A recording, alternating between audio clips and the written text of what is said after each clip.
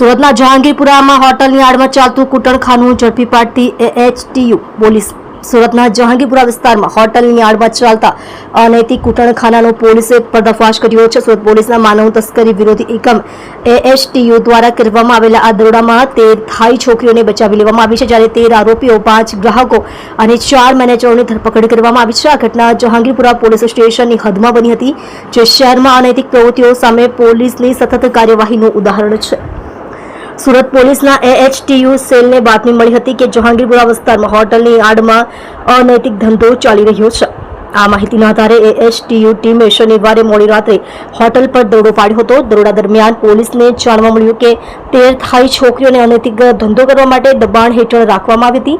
છોકરીઓને છોડી દેવામાં આવી છે અને તેમની વધુ તપાસ પુનર્વસન પ્રક્રિયા શરૂ કરવામાં આવી છે. આ ઉપરાંત પોલીસે 13 આરોપીઓ, 5 ગ્રાહકો અને 4 મેનેજરોની ધરપકડ કરી છે. આરોપીઓમાં હોટલ મેનેજમેન્ટ સાથે સંકળાયેલા લોકો અને રેકેટના મુખ્ય સૂત્રધારનો સમાવેશ થાય છે. પોલીસે આરોપીઓ પાસેથી કેટલીક ગુનાહિત સામગ્રી અને દસ્તાવેજો પણ જપ્ત કર્યા છે, જેની તપાસ ચાલુ છે. AHTU એ ગુજરાત પોલીસનો એક ખાસ એકમ છે જે માનવ તસ્કરી, અનૈતિક વેપાર અને મહિલાઓ અને બાળકોના શોષણ સામે કામ કરે છે.